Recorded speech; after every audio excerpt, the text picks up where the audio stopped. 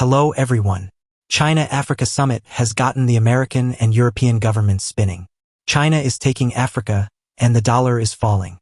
While some Western countries try to throw a wrench into the works by raising concerns about governance standards, transparency, debt sustainability, and the environmental impact related to Chinese investments in Africa, China and the majority of African nations regard their relationship as being cooperative, supportive, and mutually beneficial. Over 50 high-level African leaders converged in Beijing, marking a significant return to in-person diplomacy since the COVID-19 pandemic. The China-Africa Summit was established about 24 years ago. FOCAC has become a valid, vital platform for strengthening ties and friendship between China and Africa. The driving cooperation is key on all sectors. The summit delivered a significant new financial commitments, enhanced trade agreements, strategic partnerships in digital and infrastructure development. Pulling power, that is what China still has across Africa. While the influence of others on the continent is questioned, for instance, France and the rest of the European community are being shunned by the Sahelian military juntas, and Russia's mercenary security offer is regarded with deep mistrust by pro-Western African governments, and China is navigating a middle way. Delegations from more than 50 states from across the African continent decided it was worth making the journey to Beijing for the latest China-Africa Summit, known as the Forum on China-Africa Cooperation, FOCAC, this week. Dozens of leaders turned up, as well as the United Nations Chief Antonio Guterres, alongside veterans such as Congo-Brazzaville strongman Denis Sassou Nguesso. The new Senegalese head of state Bassirou Diomaye Faye was rewarded with a front-row seat next to President Xi Jinping in a family photo of leaders and spouses. For African governments resentful of the pressure to take sides in international disputes, China now appears as a refreshingly reliable partner, ready to collaborate without discrimination both with the allies of Moscow and with civilian-ruled states that are closer to Europe and the United States. Beijing certainly strikes a hard bargain in pursuit of its economic self-interest and need for natural raw materials in return for development support, especially the construction of heavy infrastructure. Let us take a listen to President Cyril Ramaphosa of South Africa. 35 years ago, President Nelson Mandela delivered a lecture at Peking University in which he said, "Whenever the need or opportunity arises, the peoples of the world reach out to one another in the name of a common humanity. This common humanity is what brings African countries and China together under the banner of FOCAC. We are driven by a desire to achieve shared prosperity while recognizing our individual developmental aspirations. If we are to realize a sustainable future for our beloved continent, Africa, and China, and indeed the entire world, we must acknowledge the reality of the interdependence amongst our community of nations.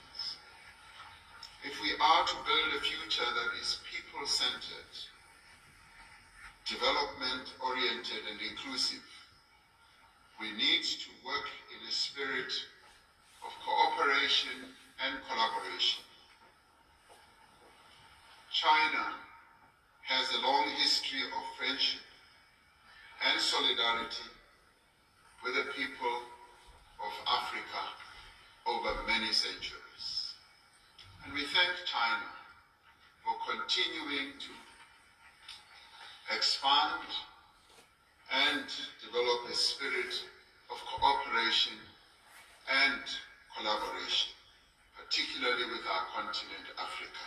So we say thank you, President Xi Jinping, for continuing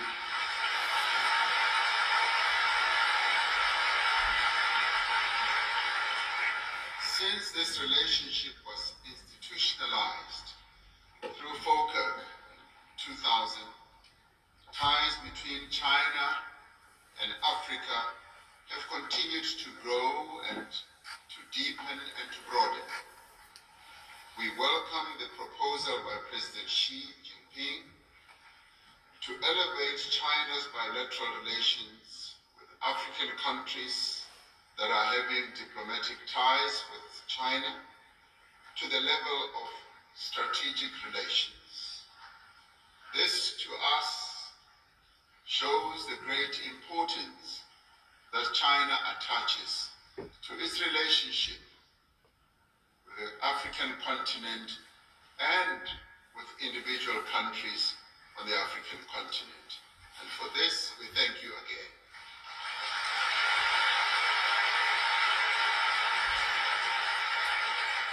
This fourth FOCAC summit reflects the cooperative, comprehensive, and intentional nature of our cooperation. This summit reflects our shared desire for modernization, development, and progress on the African continent. We believe that this shared desire is reflected in the 10 partnership actions on modernization to be taken by China and Africa as announced by President Xi Jinping. Through the implementation of the African Continental Free Trade Area, the economies of Africa are being drawn closer together. We are pursuing projects that reach across national borders. We believe that FOCAC can play an important role as Africa works to build an integrated network of linkages between countries, within regions, and across our continent. This, in many ways, speaks to how we should continue to develop as a continent that demonstrates indeed that we have grasped the need to further develop our continent, but to do so in partnership with a country such as China that has historically shown its total commitment to the development of Africa based on friendship. We believe that FOCAC is a valuable forum to support the implementation of the African Union's Agenda 2063. In the 10 actions that President Xi Jinping has pronounced, we find that all of them are in line with the implementation of Agenda 2063. And we thank China for focusing on Africa's development. In the name of our common humanity, we must work together to achieve the Africa that we want, and we must work together to achieve the world that we want. We are meeting today with a lot to celebrate about our friendship and partnership that is bringing positive impact on the lives of our people. Despite the economic challenges posed by the COVID-19 pandemic, China has remained committed to fulfill the pledges made during the 8th Ministerial Conference of FOCAC, particularly the 9 programs. This genuine commitment has been instrumental in advancing our common development goals. The impact of this collaboration is present across our economies and China has been a true partner in our fight against poverty and pursuing prosperity.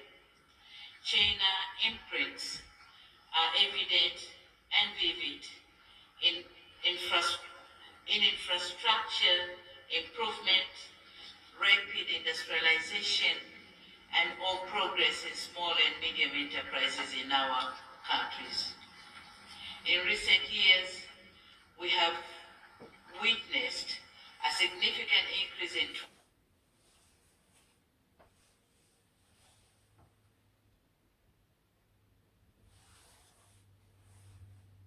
trade that we're standing here. In this regard, Tanzania stands ready to be a demonstration plot for China-African socio-economic innovations. Excellencies, as we celebrate the milestone achievements earlier mentioned, it is important also to reflect on the way forward. President Xi Jinping told the African leaders in Durban on March 28, 2013, and I quote, "The development of China-Africa ties can only be in present continuous tense and never in the present perfect tense." Tanzania and our colleagues in the Eastern African region are heartened to find out that the FOCAC Beijing Action Plan 2025-2027 intends to respond to the pressing needs of our nation. While commending the overall progress so far achieved, we also appreciate the announcement of further areas of partnership actions on modernization and to be taken by China and African countries. These partnership actions shall underpin China-Africa to deepen cooperation in the various fields and advances modernization together. We salute a new characterization of China-African relations. Excellencies, this year's FOCAC meeting is taking place a decade after His Excellency President Xi Jinping announced China's Africa strategy in Dar es Salaam during his maiden trip to Africa in 2013. He put forward the principles of sincerity, real results, amity, and good faith as guiding principles for China's cooperation with Africa. China has invested heavily in Africa. The cost must be running into trillions of dollars. But there is no stopping China. China's investments in Africa has been extensive and multifaceted, spanning various sectors and regions. For instance, infrastructure development. China has been heavily involved in building infrastructure across Africa, including roads, railways, ports, and airports. All these projects aim to improve connectivity and support economic growth. Then we look at the energy projects. Significant investments have been made in energy, particularly in renewable energy projects. China is helping to build solar, wind, and hydroelectric power plants to address Africa's energy needs and support sustainable development. China is investing in mining and natural resources. China has got its eyes fixed on exactly on what it wants to get from Africa. It has invested in mining operations to secure access to essential minerals and resources. This includes investments in countries rich in resources like the Democratic Republic of Congo and Zambia. When we turn to agriculture, we quickly see that China has it at hand. Chinese investments in agriculture aim to boost food production and security. This includes developing agricultural infrastructure, providing technology, and improving supply chains. China has established special trade and economic cooperation zones in several African countries, such as Ethiopia, Nigeria, and Zambia. These zones are designed to attract investment, create jobs, and promote industrialization. China continues to give financial support. China provides development loans and financial aid to African countries. These loans often come with fewer conditions compared to traditional Western financing, making them attractive to many African nations. China has also shifted its focus towards green initiatives. Obviously, that leads towards green investments, supporting projects that align with sustainable development goals and the global energy transition. Africa-China Summit brought all the leaders together. In essence, this was the best time for networking between leaders too.